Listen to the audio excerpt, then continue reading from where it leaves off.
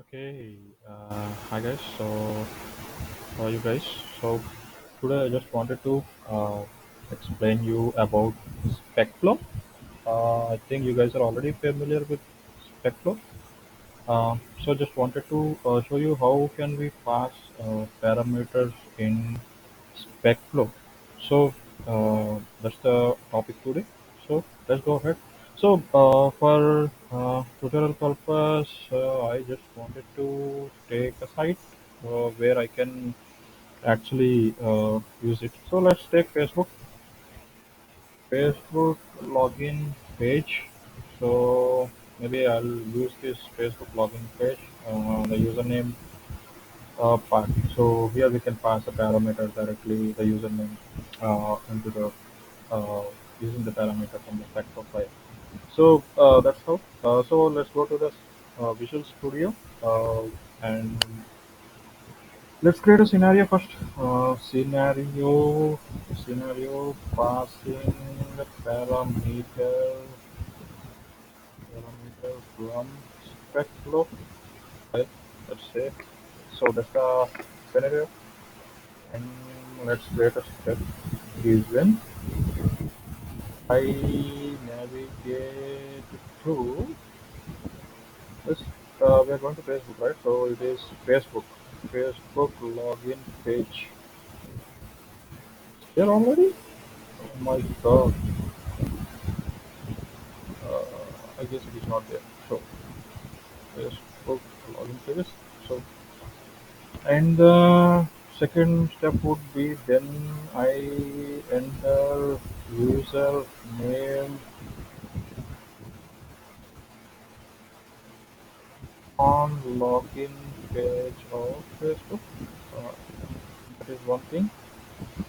So I was actually talking about passing a parameter from the SpecFlow file, right? So this Kiran Chakrabani or the words within the double quotes is the parameter. It is called as the parameter which we are actually passing it from the feature file or the SpecFlow file. So let's define the steps. Define steps. Copy to clipboard. Say, so we define the matrix. So now we need to create the regular things, driver dot find element and everything. So so what's the difference? So I just wanted to tell you what's the difference between passing a parameter and hard coding a value. So hard coding is actually for suppose if we say driver dot find element. So most of you guys know this one. So just wanted to iterate because actually previously when I was actually starting automation as well, I was a bit confused about this parameter and everything. So I just wanted to iterate about the guys who really don't know. So hard coding is actually so we will be actually writing private dot find element by dot xpath or id or something else. That's the secondary part. And in the send case, we will be giving a username, right? For example, if you say Kiran Chakrapani, we can say Kiran Chakrapani over here.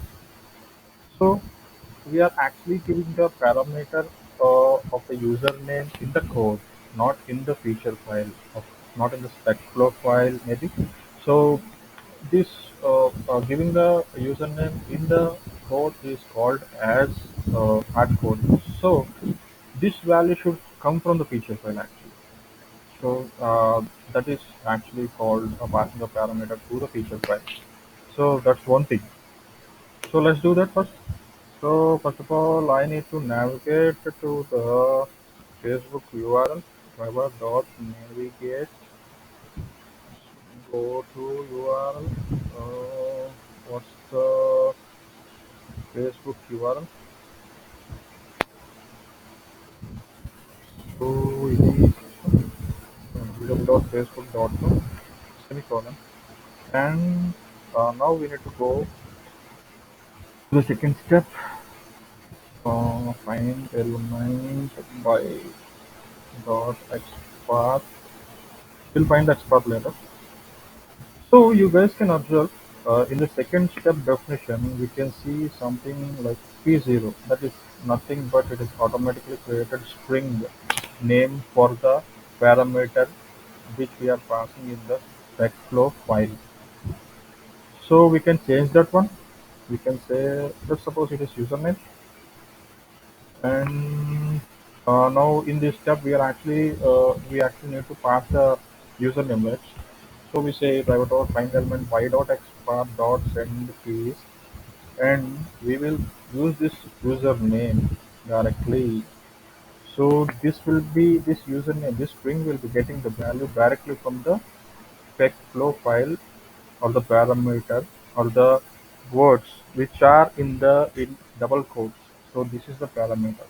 This is the value which will be coming through this string, and it will be used in the send case. That will be passed in the send key. So let's find the XPath of the Facebook username. So inspect. Now this is input. Let's manually create the XPath input. I can go to, let's say, inspect base folder, right? That's a bit different. So we can go with that one at the base folder equal to what's the value in that one. So let's listen. We found a part of the username of the Facebook login page. So we will put the text path over here. Uh, so now we need to run and see whether let's give some thread, or else it will open and it will pass a parameter and it will close immediately and we cannot observe that one. So for time being, I'm just using some thread. Actually, we need to use wait. Never use thread. It's a bad practice. For tutorial purpose, I'm just using the thread. So let's see. Uh, let's build the project, and we need to go ahead